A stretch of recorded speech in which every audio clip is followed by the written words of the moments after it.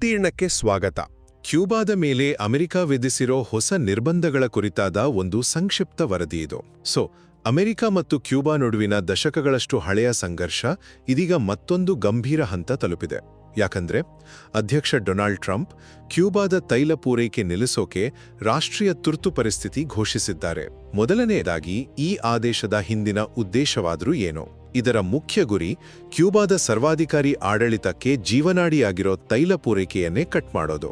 ಅಂದ್ರೆ ಕ್ಯೂಬಾಗೆ ಯಾರೆಲ್ಲ ತೈಲ ಮಾರಾಟ ಮಾಡ್ತಾರೋ ಅಥವಾ ಸಾಗಿಸ್ತಾರೋ ಆ ದೇಶಗಳ ಮೇಲೆ ಅಮೆರಿಕ ಭಾರೀ ಪ್ರಮಾಣದ ಟ್ಯಾರಿಫ್ಸ್ ಅಂದ್ರೆ ದಂಡನಾತ್ಮಕ ಸುಂಕಗಳನ್ನು ವಿಧಿಸುತ್ತೆ.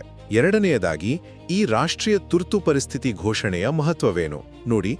ಈ ಘೋಷಣೆ ಟ್ರಂಪ್ ಅವರಿಗೆ ಕಾಂಗ್ರೆಸ್ ಅನುಮೋದನೆ ಇಲ್ಲದೇನೆ ತಕ್ಷಣ ಕಠಿಣ ಆರ್ಥಿಕ ನಿರ್ಬಂಧಗಳನ್ನ ಹಾಕೋಕೆ ಕಾನೂನುಬದ್ಧ ಅಧಿಕಾರ ಕೊಡುತ್ತೆ.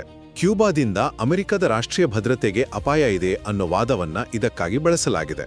ಕೊನೆಯದಾಗಿ ಇದರ ಜಾಗತಿಕ ಪರಿಣಾಮಗಳು. ಇದು ಕೇವಲ ಕ್ಯೂಬಾ ಮೇಲೆ ಮಾತ್ರ ಪರಿಣಾಮ ಬೀರುವುದಿಲ್ಲ.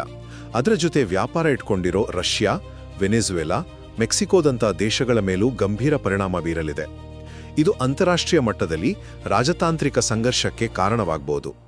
ಅಷ್ಟೇ ಅಲ್ಲ, ಈಗಾಗಲೇ ಇಂಧನ ಕೊರತೆಯಿಂದ ಬಳಲುತ್ತಿರೋ ಕ್ಯೂಬಾದ ಆರ್ಥಿಕತೆ ಪೂರ್ತಿಯಾಗಿ ಕುಸಿಯುವ ಸಾಧ್ಯತೆ ಇದೆ. ಒಟ್ಟಾರೆಯಾಗಿ ಹೇಳೋದಾದ್ರೆ ಟ್ರಂಪ್ ಅವರ ಈ ನಡೆ ಕ್ಯೂಬಾವನ್ನ ಜಾಗತಿಕವಾಗಿ ಇನ್ನಷ್ಟು ಒಂಟಿಯಾಗಿಸಿ ಅಂತಾರಾಷ್ಟ್ರೀಯ ಮಟ್ಟದಲ್ಲಿ ಒಂದು ಹೊಸ ರಾಜತಾಂತ್ರಿಕ ಬಿಕ್ಕಟ್ಟನ್ನೇ ಸೃಷ್ಟಿಸೋ ಎಲ್ಲಾ ಲಕ್ಷಣಗಳು ಕಾಣಿಸ್ತಾ ಇದೆ.